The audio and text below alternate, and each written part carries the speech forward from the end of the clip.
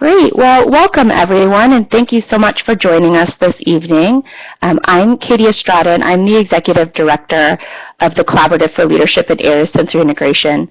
And before we jump into the presentation from Dr. Melisa Kaye, I just wanted to quickly encourage everyone and anyone interested in learning more about sensory integration, training opportunities, or anyone new to CLASI to check out our website at the web address on the screen here. Check it out after the presentation. Don't leave us now, but just jot down the web address, and I encourage you to find more information there.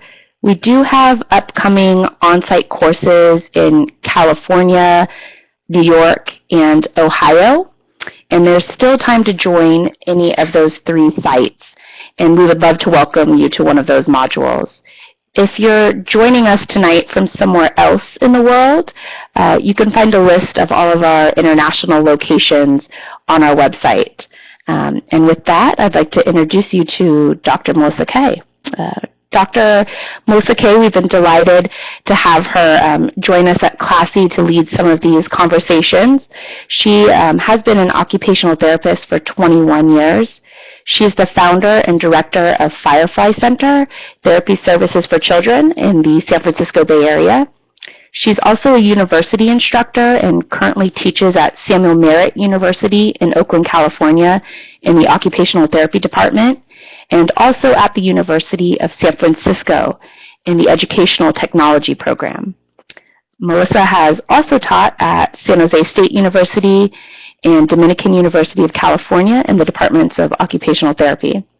Her teaching and research interests include multimedia learning, sensory processing and integration, kindergarten readiness, autism, and the development of cognitive and metacognitive skills.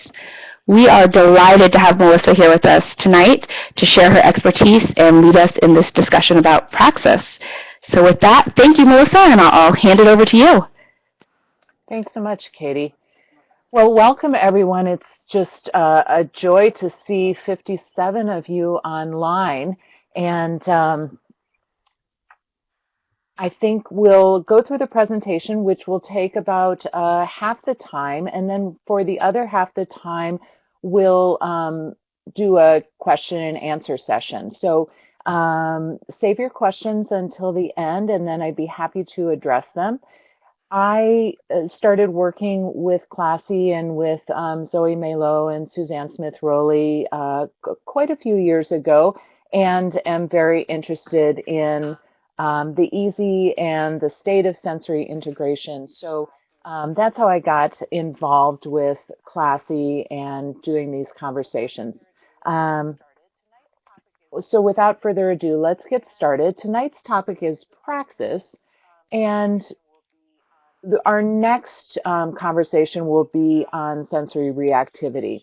So when we think about sensory integration, at least those of us in the U.S., it tends to skew very heavily towards sensory reactivity, which is at various times been called sensory defensiveness, sensory over-responsivity, sensory under-responsivity, and that piece of modulating sensation so that a child can make sense of it and participate in their daily activities. What we sometimes lose sight of a little bit is the idea of sensation and processing of sensation and the integration of sensation actually informing praxis. So for some of you, this may be a bit of a review, so please bear with us. And for others of you, this may be pretty new information. The bulk of the information is taken from the CLASI program and the information on praxis. All right, so Jean Ayres said, praxis is the ability by which we figure out how to use our hands and body in skilled tasks like playing with toys, using tools, including a pencil or fork, building a structure, whether a toy block tower or a house, straightening up a room, or engaging in many occupations. And that's from 1985. So basically, she was saying that praxis is involved in all daily living activities. And coming from an occupational therapy perspective, I will call those occupations. If you're not an OT, you could translate that to be any activity that we participate in daily life. So if we shorten that definition down, what we think about is the ability to conceptualize and organize novel actions. Now, the conceptualization is thinking up or coming up with an idea and initiating that idea. And praxis is a multi-step process, so we'll go through the various steps of it. But this idea to conceptualize or come up with an idea and then organize novel actions is at the core of praxis. And notice that when we talk about praxis, we talk about novel actions. We don't talk about habitual actions. So for most of us as adults, we've been walking for many, many years. And so walking is not a novel action. Walking is habituated. We don't think about it, we do it automatically. When we think about novel actions, we think about either with children, new motor activity or motor activity that's being pushed out into unfamiliar circumstances, unfamiliar environments. In some way, it's being changed up so that it needs to require processing in the brain, and it doesn't happen at a more subcortical level. The steps in praxis are ideation, motor planning, execution, and feedback and feed forward. We're going to look at each of these in turn, and when we evaluate praxis, we need to examine all the areas to determine where the challenge or difficulty for a child is occurring. So along with many of you have probably heard about data-driven decision-making, which Zoe Malo and Roseanne Schaff have been hard at work on. And I will incorporate that into this talk, and I incorporate it very heavily into my clinical practice with the idea that the more specific and pointed we can be about evaluating children and figuring out exactly what's going on with them, not generally, but exactly or as close to exact as possible, the more success we're going to have in our intervention efforts. The first step of praxis is ideation, and the core word in ideation is idea. So coming up with an idea for a motor plan. As we grow and develop, our internal maps and our intentions help us with creating ideas for motor action. And we may even come up with images or be able to visualize motor action. It's the first step, and it prepares us for action by giving us a cognitive idea of what we want to do. If we're using an object, say a baseball bat or a ball or a fork or a pencil, we have knowledge of what that object does, and we know which are the most appropriate objects for the actions that we take. We also bring into this idea for motor action what the environment is like, what attributes exist in it, and what kind of affordances are there. So, example, I just started seeing a child who has very poor ideation. He's 8 years old, and he comes into a sensory integration clinic gym, which is chock full of fun things to climb on and play with and roll around in, and you know, the whole 9 yards, swings and pretty much everything. And he stands in the middle of the room and he has no idea what to do. And I say, so what would you like to do first? And he just shrugs his shoulders and says, I don't know, right? So for most kids who are typically developing and are 8 years old, they have a good sense of what a sensory integration gym includes that they can play with. And further, even if they haven't played on it before, they have an idea of what it might do. So when we think about ideation, we think about coming up with this thought of what do I want to do in my environment and what can I use in the environment in order to do this. The next step of praxis is motor planning. So coming up with a plan for motor activity. This piece in particular is associated with unfamiliar motor activities or novel motor activities. So we activate novel and skilled motor actions. A way to think about this is to contrast it with reflexive actions. So actions that are centrally programmed, like walking, as I mentioned, also swimming, rolling over, grasping, sitting, and certainly for children that are of a particular age and are in the developmental phase of developing some of these things, they start off novel, but over time, for most individuals, they become more reflexive and less novel. They're repetitive, they're learned, and they don't require as much cortical control to execute. The third part of praxis is execution. In other words, engaging in a motor act. So this child that's pictured has come up with an idea. I want to play soccer. He has motor planned. I need to interact with the ball. I'm on a grass surface. I'm wearing cleats. And so all of that goes into the motor planning. And now he's actually executing the kicking of a ball. I saw your hand, and I'm going to ask you to note your questions, and we will have questions at the end so that we get through this relatively quickly, and then we'll come back and discuss whatever is not particularly clear. Sound okay? And sorry if I just butchered your name. All right, and the last step, or you could even consider it maybe two steps, is this idea of feedback and feed forward. And the feedback is providing additional information so that the child can kind of re-up and participate further in the activity. Feedback is sensory as well as motor. It also leads to feed forward, which is going to inform the start of the praxis process and keep it going.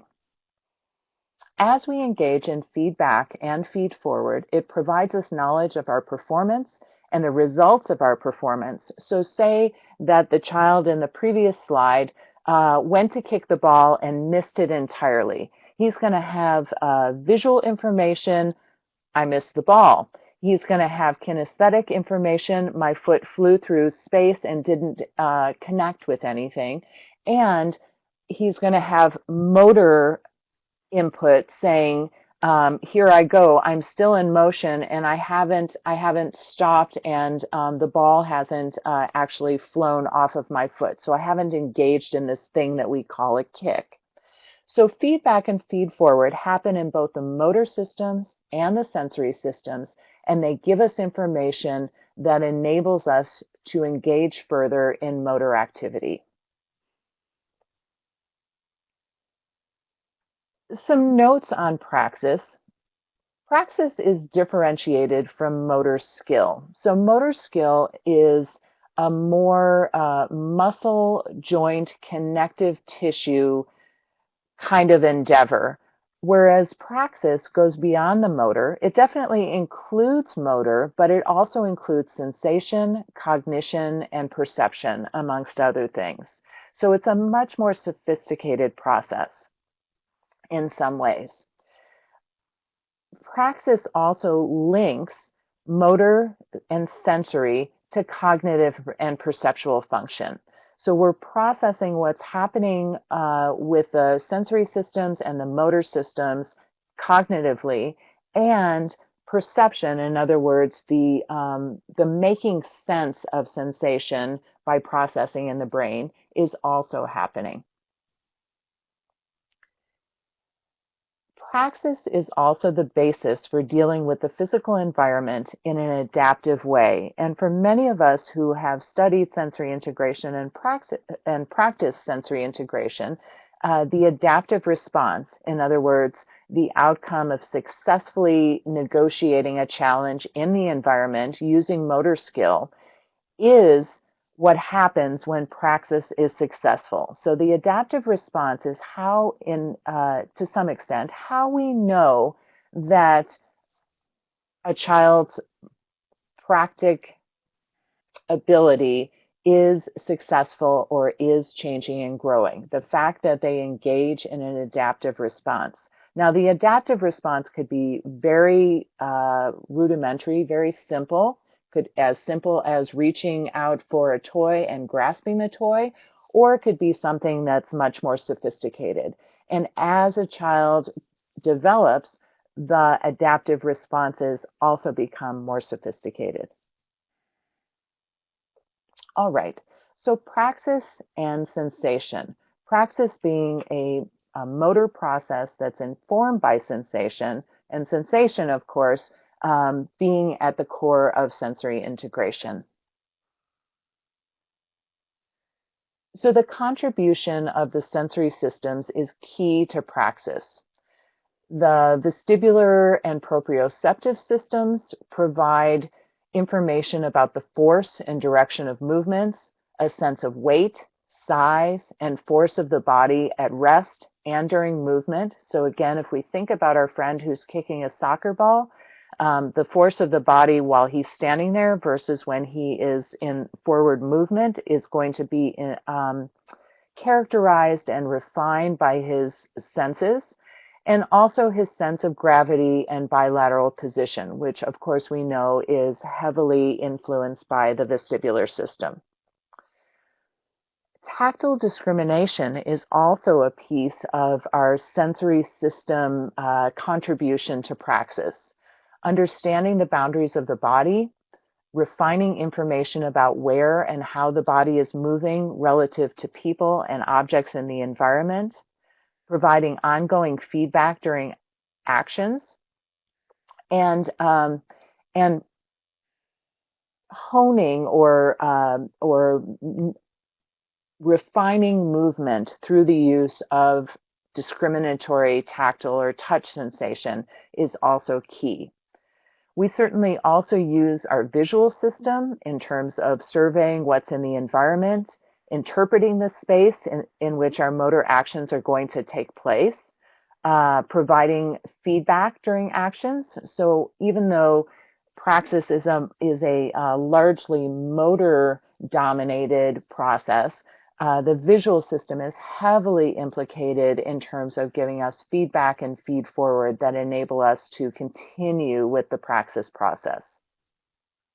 We also use our auditory system in terms of, again, spatial awareness, sequential ordering of actions through self-talk, and understanding and following unfamiliar directions. So we don't exist in a vacuum when we're engaging in praxis. There's often other people in the environment, and in the case of a child who's in a therapeutic setting, the therapist or another child may be contributing auditorily to this whole process.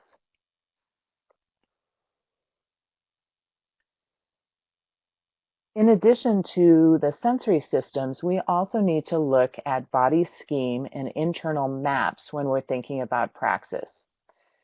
A body scheme is an unconscious map of the physical body that's stored in our brain, and we develop this over time, both sensory and motor. It's updated continuously. It gives us an idea of where we are and where we stop, of what affordances our body can engage in.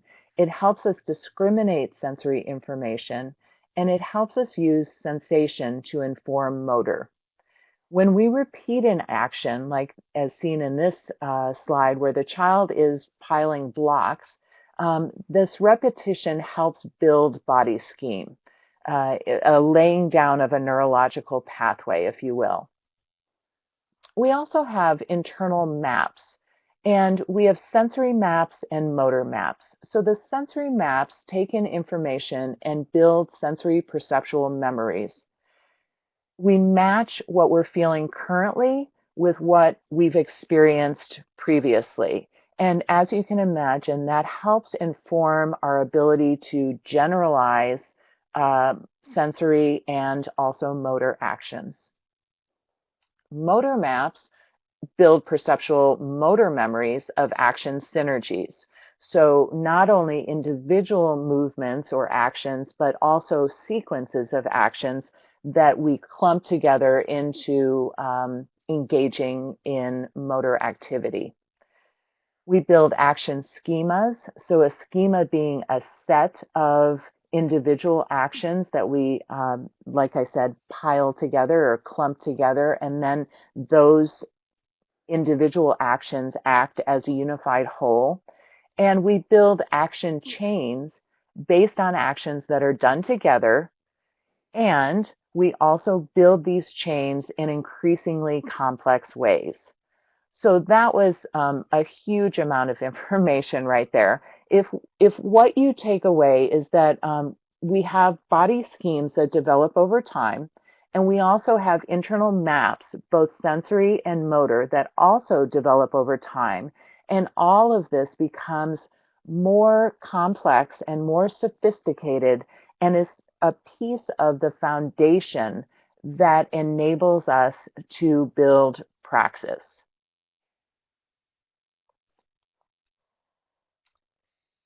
Another aspect is environmental exploration. So I spoke about this a little bit, but a big part of praxis and this idea of engaging in novel activity has to do with exploring the environment and gathering sensory information from the environment. It enables us to engage in ever more functional and intentional motor activity. So think about it. Functional activity, it has a purpose. Lots of times it requires an idea and motor planning and execution and feedback and feed forward, and also that it's intentional. So the child is recruiting both their cognition and their perception in order to engage in that activity. And the environment provides a key way of doing this. One good example is for those of you that have worked with any children with cerebral palsy, when kids are very, very significantly impacted and have little volitional movement, they have a very limited ability to explore their environment. And so not only are they lacking in praxis ability, but they're also lacking in building sensory processing and integration skills. And by extension, they may not be impacted cognitively on an organic level, but they're impacted because they're not able to explore their environment. And so they're not getting the benefit of having new information come in cognitively and perceptually.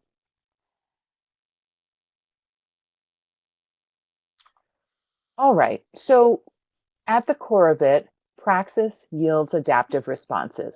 And I spoke about this a little bit.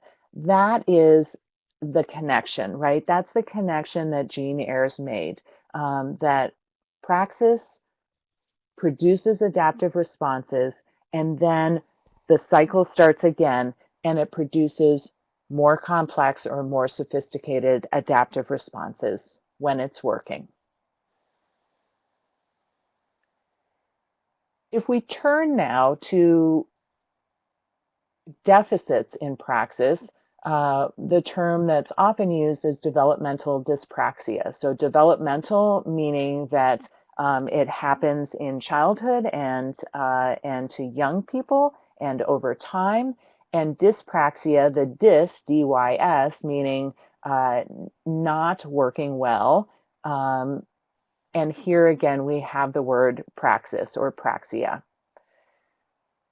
Developmental dyspraxia often has no associated brain trauma, but what we see clinically is difficulty with learning motor tasks, especially novel tasks, and with generalizing learned skills. It's differentiated, and I know I've said this before, from motor control deficits because of this issue of planning and organizing, even though the motor skills are intact. So the child has difficulty with planning and organizing, even though they have no organic musculoskeletal issues. Ayres said, the dyspraxic child can and does learn specific motor skills through repeated attempts and executions. But as long as he has not acquired the generalized ability to plan unfamiliar tasks, apraxia is still present. So, when we think about kids that are dyspraxic, it's not that they're not able to learn new motor skills, but often we teach those skills very discreetly. So shoe tying is a great example of that. How many of us OTs have worked on shoe tying and worked and worked and worked and worked and worked, and then the teacher's working on it and the caregivers are working on it. Everybody's working on shoe tying, and finally the child can tie his or her shoes. So it becomes a splinter skill. It can be learned, but it doesn't necessarily generalize to any other skill that requires manipulating two flexible pieces of something in the environment. It doesn't generalize to other dressing tasks. So the dyspraxia, or Ayres said apraxia, is still present. And we also, consider how worthwhile is it to spend that amount of time learning a task that needs to be drilled to such an extent. So in my praxis, not my praxis, my practice, there is some of that, just in terms of getting kids to engage in daily occupations that are really core and important to their growth and development and their ability to participate in their various environments. However, because I'm a therapist with a sensory integration background and perspective, I'm also really aware of addressing the underlying deficits and challenges so that all motor skill is not going to be at the mercy of me teaching a very discrete splinter skill. And hopefully that made sense. All right, if we connect praxis pattern challenges, in other words, there's a number of factor analyses that have been performed on the SIPT, and hopefully that is going to happen with the EASY in the not too distant future, the evaluation of Ayres sensory integration, which should be coming out in the next year plus, and will hopefully take the place of the SIPT. So there's been a number of studies done that looked at dividing the responses from the SIPT into categories or classifications, and I'm making this super basic and without statistical information on purpose. We can talk factor analysis at some point if you'd like. But what ended up happening is that as a result of chart reviews from many SIPTs, a number of different patterns arose, and those patterns classified sensory integration dysfunction in the area of praxis. So what ended up coming up in terms of these different classifications or factors was ideational praxis. So in other words, the praxis that involves difficulty with coming up with ideas. Visual praxis, so praxis that's associated with using the eyes to inform motor skill ability. Praxis on verbal command, and somatopraxis. So when we pull in the tactile proprioceptive system into our praxis. Now, these are actually tests from the SIPT, but what happens is that they become factors in our knowledge of how we classify sensory integration dysfunction.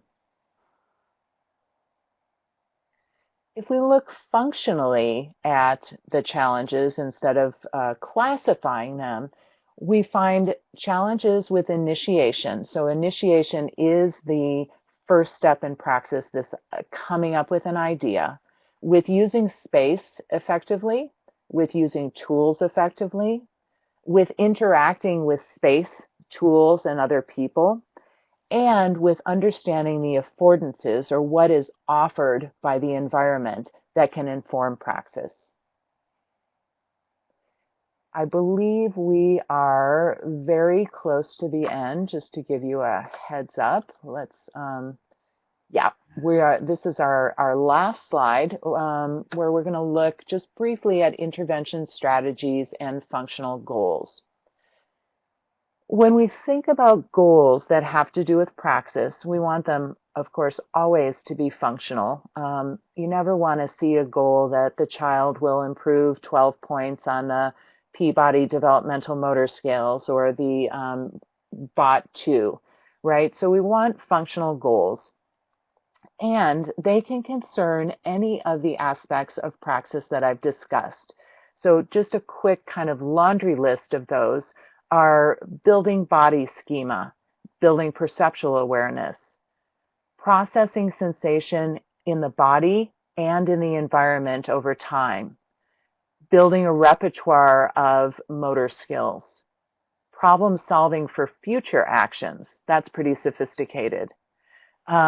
Selecting and acting increasingly complex plans, organizing time or materials, anticipating the need for action. So a great example of that is ball skills, right, where we have projected action sequences. You need to figure out what you're going to do the split second before the ball reaches you and it's too late to respond to it.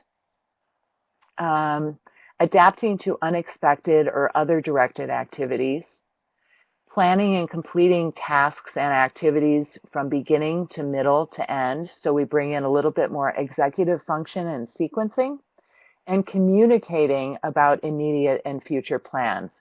So some kids are great at verbalizing what they want to do. They have no ability to do it, and it may or may not be a workable plan, but they're great at communicating it.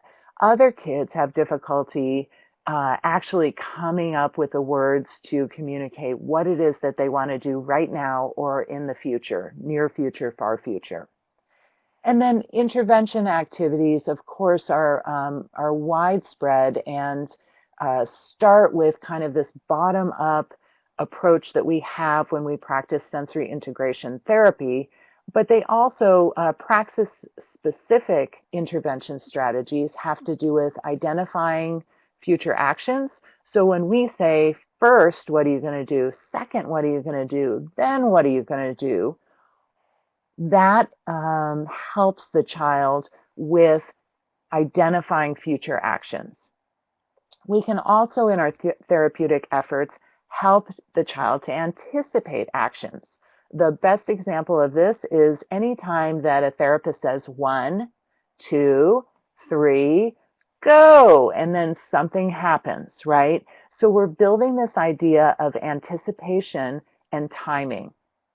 Also creating visual maps, schedules, and reminders, using very simple language to describe a plan, and then to talk about what happened in a sequential fashion and reflect afterwards. So using developmentally appropriate ideas and language to actually discuss the process of praxis given an activity that the child is engaging in can be very powerful in terms of helping them to develop praxis skills. And finally, having visual tools to help the client understand the motor demands of an activity. As I said, there's a lot of other intervention strategies, but those are a few that are very praxis specific. All right, so we have 25 minutes for questions. How we've worked this in the past. Oh, wow, we're up to 63 or 4 of you. That's fantastic. Welcome those of you that came a little bit late. So what we'll do is you can type your questions, but you can also enable your microphone to actually ask your question, and I will do my best to answer it. If you have additional questions that I didn't answer or things that come up, I'm going to go to the last slide. You can email me, melisakaye13@gmail.com, and I'm happy to discuss with you anything that comes up or to refer you to resources for more information. So please feel free to contact me, and in the meanwhile, I will answer questions as best as I can. And great to see you, Stacy. Take care. Thanks, Virginia. Okay, so Isora, I hope I'm not saying your name wrong. At what age does ideation start?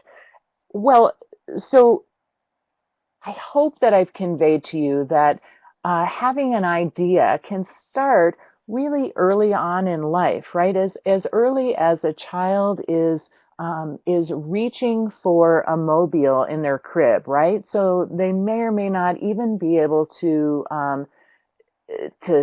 sit up, to engage in any kind of complex activity, but they have an idea. Something is black and white and it's moving around and I want it. I'm going to reach. So ideation starts very early and it becomes more sophisticated over time. And thank you, Tracy. I remember actually attending a course that I believe that you taught. So great to see you and thanks for attending. All right, what else do you want to know?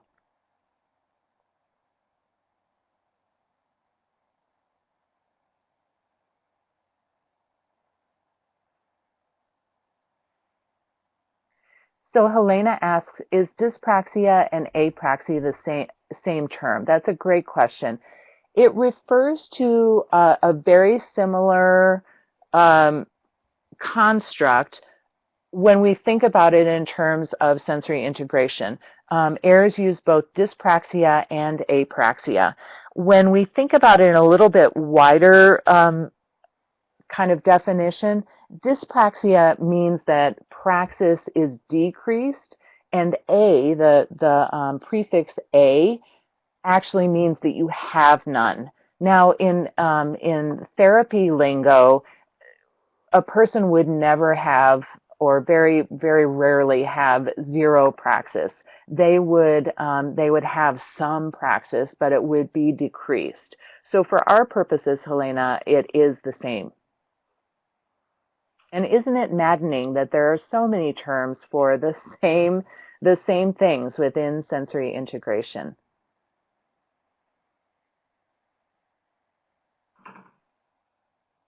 I see a number of people typing.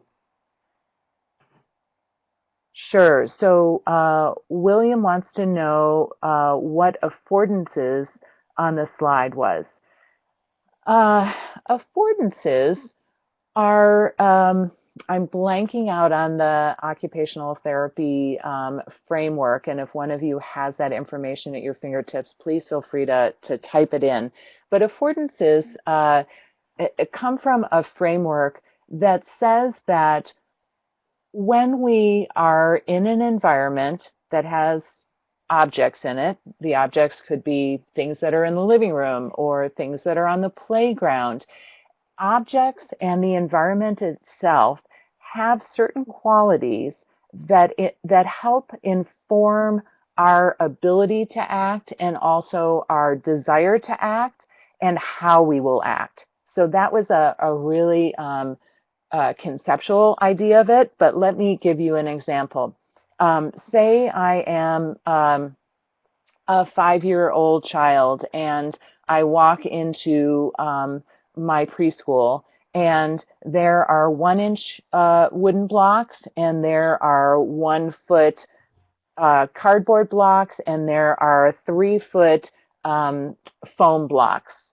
Each of those kinds of blocks you can stack up, right, into a tower, but they have different affordances, and this is when the term comes in.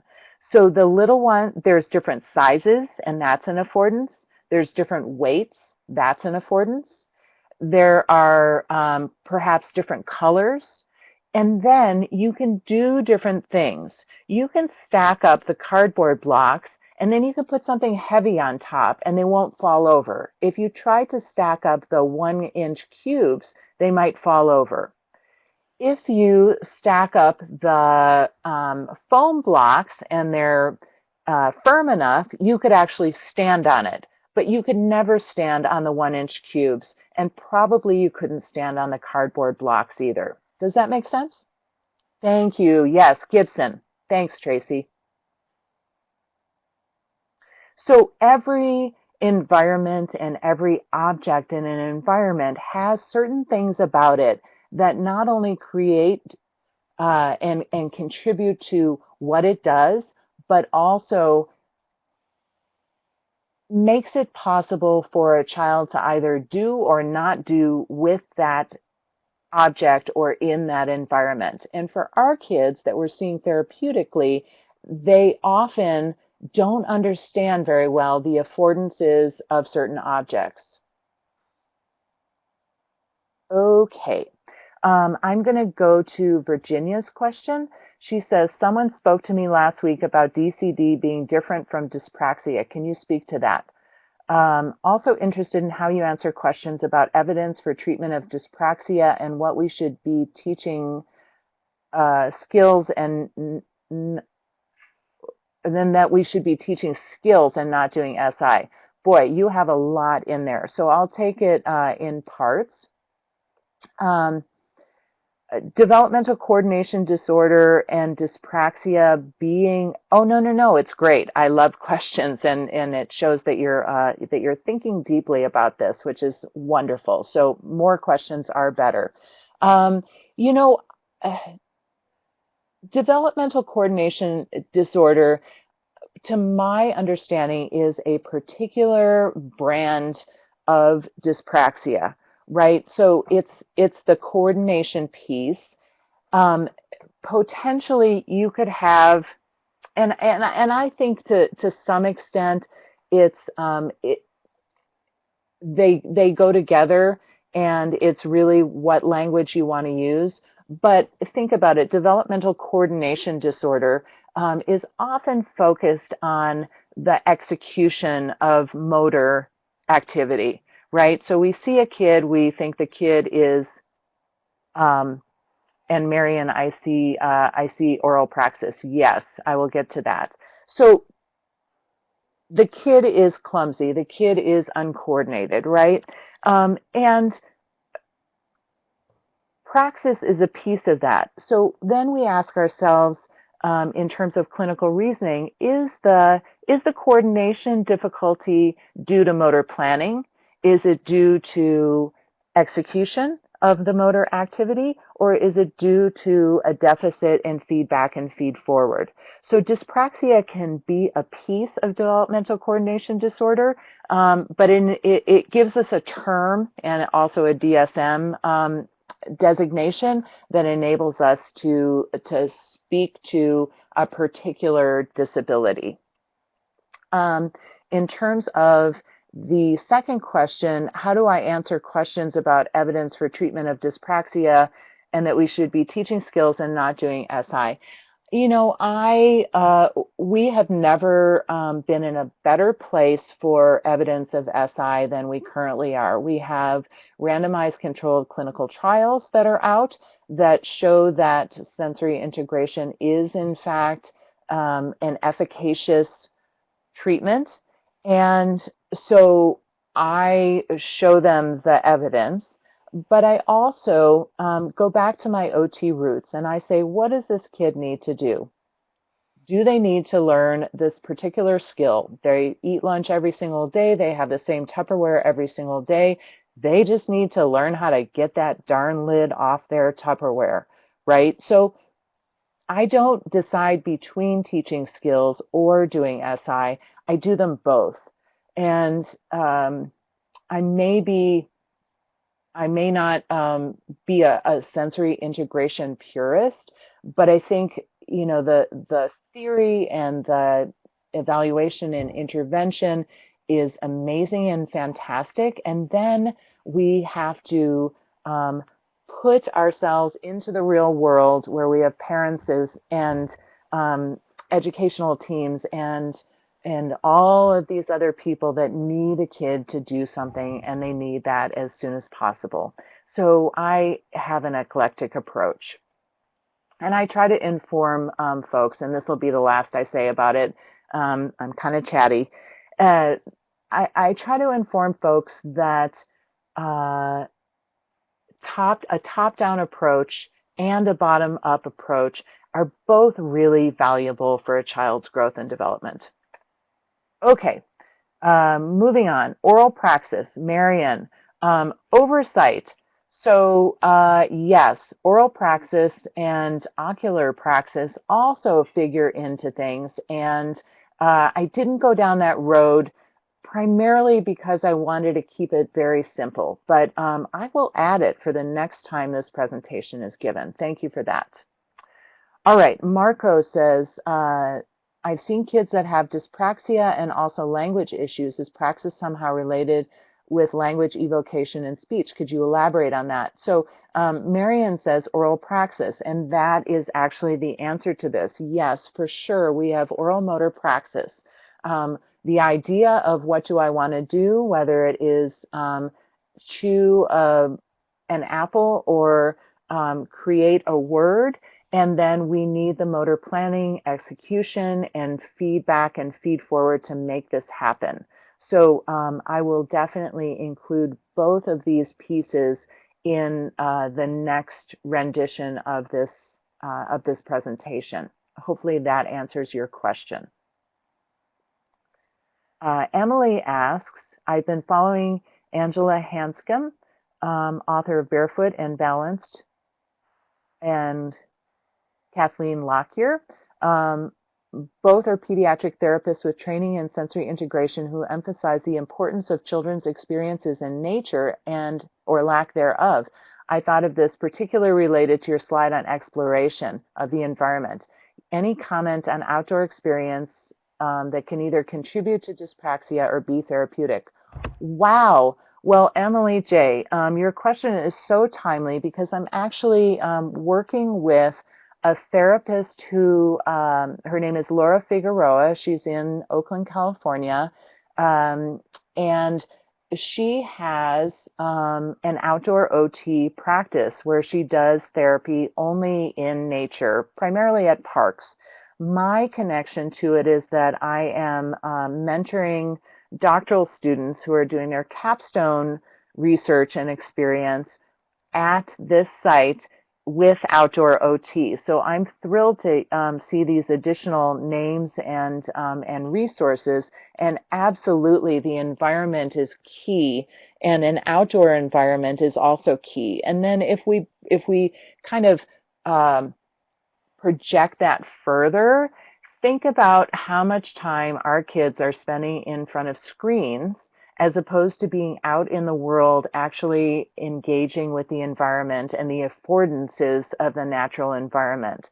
So I would say that lack of outdoor experience can definitely, maybe not contribute to the root cause of a dyspraxia, but can contribute most definitely to dyspraxia just dragging on and not getting any better. And Laura, who has this outdoor OT practice, is currently in a PhD program, and her dissertation will be on outdoor OT and how that works for kids, not only in terms of motor and sensory, but also in terms of social engagement.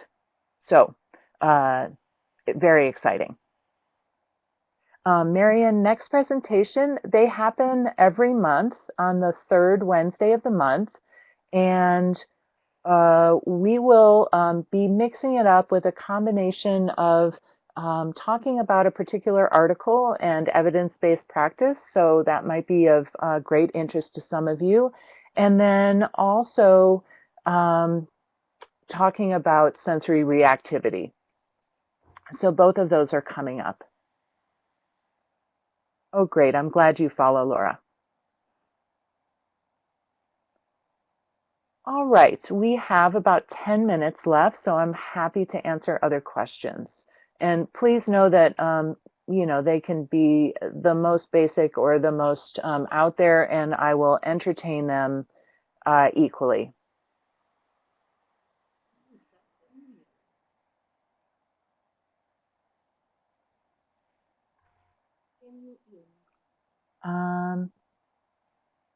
I hear somebody, but not well.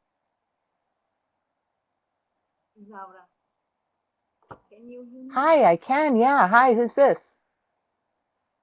Hi, hello. Thank you for this webinar. You're very welcome. Portuguese. So I'm sorry for my English. I'm going to try to explain what I want you to. Okay. Do you think that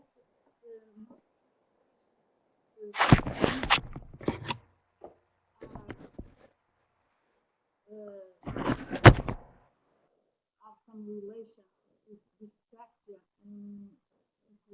in the baby? I'm going to ask you to try to speak louder because I can barely hear you. I'm going to try. Okay. Oh, good. Good, good. Do you think? Okay. Uh-huh. Can you listen now? Yeah. Do you think that the primitive reflexes, which are not integrated in the baby, are related to dyspraxia? Wow. You know what? I only heard about half of that. Can you type? Would you mind typing it? Thanks. Andrea, recommended books and resources. So, I I don't have a lot. I use occupational therapy textbooks. So I'll use Case Smith, um, OT for Children. I'll also use any of the adult textbooks like Pedretti or Christensen and Baum. I'm not sure that they're the same. I think you're from Portugal. I'm not sure that there's the same there. And I actually am working with a group of students on a research project to do a sensory integration. And I have one student who has been assigned to come up with information about praxis and the development of praxis. And the due date is tomorrow. So if she comes up with something good, I will let Katie know and she can forward it to you. But right now we're looking kind of at basic resources, anatomy and physiology and basic OT textbooks. And sorry, I don't have more. Okay. GOT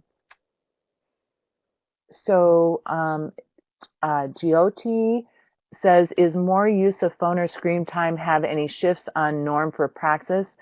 Absolutely. There's, in the US anyway, there's the American Academy of Pediatricians have recommended a maximum, I believe, of like 30 minutes of screen time per day for children that are, well, nothing under 4. If you're around 5, about 30 minutes a day, and not until you're about 8 or 9 do you get up to about an hour. And please don't quote me on that particular amount. But what we're discovering is that kids are learning, that are losing sensory perception. They literally don't hear as many different frequencies. They have shortened attention spans because of the quickly changing images that happen on screens, particularly, of course, in games and on TV. And so visual attention has decreased. And if you're sitting and you're on a phone or a screen, you're not moving around. So we see, of course, a huge uptick in attention deficit hyperactivity disorder and kids that are uncoordinated. And it may be that they're uncoordinated because they have an actual challenge. It may be that they appear uncoordinated because they've never practiced physical skills. So definitely, and there is a fair body of work on that issue in terms of the connections between screen time and kids' development. Okay, and Marco says the Ayres dyspraxia monograph is a good one too. Thank you for that. Yes, definitely, that's an excellent resource. Okay, Isora has typed her question. Do you think that non-integration of primitive reflexes have some relation to dyspraxia in babies? Well, so if we're talking about babies, their primitive reflexes have not yet been integrated. Yes, my feeling is yes. I know that there's a lot of disagreement about the role of primitive reflexes and the integration of primitive reflexes, and we don't have a lot of evidence about does the integration of primitive reflexes actually, is it actually a thing, and if so, does it matter, and all of that. I would say that that it signals us at the very least that a subclinical issue is going on. If, for example, we see a 5 or 7-year-old that has a residual atonic asymmetrical neck reflex, right? Asymmetrical ATNR, asymmetrical tonic neck reflex. I'm trying to go too fast. But as I said, there's a lot of disagreement about that, and so coming down hard on one side or the other, I couldn't do for you.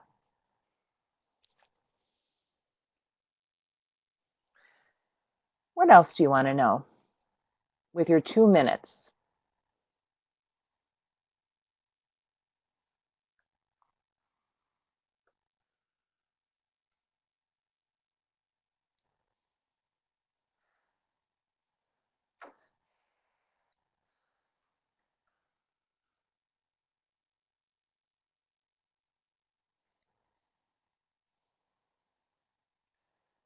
And I'm seeing Kavita typing, so maybe we'll, thank you, Leanne. And Kavita says, how do you encourage ideational praxis in children without over-modeling or over-demonstrating? What steps would you take initially? That's a great question. And so over-modeling and over-demonstrating, I don't actually think enhance ideation. What I do clinically is I provide some choices. So I narrow the playing field, and I will, I don't want to say something that I don't actually believe. I think how I approach it is, rather than modeling or demonstrating, what I do is I pull in floor time and DIR, and I partner with the child or collaborate with the child, and I ask questions. So if, say, this 8-year-old that I talked about at the beginning of the session who walks into the gym and has really no idea of what he wants to do at all, what I would do is narrow and say, well, let's swing to start, and here's the swings that are available. Which one do you want to use? And then I'll put it up, right? And then if there's still not an idea for what he wants to do, I'll ask questions. How do you want to get on it? What do you want to do once you're on? So rather than demonstrate, I'll inquire. And in terms of the DIR floor time, Sasa says like queuing, more like partnering and discussing. So I don't want to get into a kind of a behavioral approach to like, what are you going to do first, this or this, right? Because it takes something away, to my mind, from the nature of sensory integration and this idea of collaborating and partnering with the child. And so I find that respectful questions, doing stuff myself with the child, right, and being careful not to take over and over model or demonstrate, that helps. And then as time goes on, I can draw on that child's history in the environment and say, hey, you know, remember last week what you did? Do you want to do that again, or want to do something different? And so we can build variety, and we can work on generalizing what their history is of coming up with new ideas. All right. Maria says, would you say ideation and creativity are the same? Not really, but I think that ideation requires a similar part of the brain as creativity. I couldn't tell you what the construct of creativity is per se and how that relates to the brain, but I think that they feed on each other. That creativity is coming up with something new that and exciting and engaging and motivating, and so is ideation. But ideation is just the idea, and creativity maybe it also involves the actually engaging. But I don't know. That's a very interesting question. All right. And Gioti, sorry if I'm not saying your name correctly. If screen time is the reason for the delay, then how long should be given to retain developmental norms for a 7-year-old? Not sure that I understand the question, but what I will say, and to respect everyone's time, we'll call this the end. And if you do want to stick around, I'm happy to stay for a few more minutes, but we'll formally wrap up. So if I understand you correctly, how do we retain or promote typical development? And the idea is that we moderate screen time as much as is possible for as long as is possible before the child has their own screen, and you know, and regulation becomes impossible, if not super difficult. So balancing a love of actually engaging with one's body motorically and feeding the senses, that balance needs to be respected and really nurtured. And I think that's the best way to do it. Good night to Marion. I know that it's very late in some parts of the world and very early in others, so I really appreciate you showing up at what might be a very odd time. And I appreciate your attendance. So again, if you have questions or you want to contact me, I am more than happy to hear from you.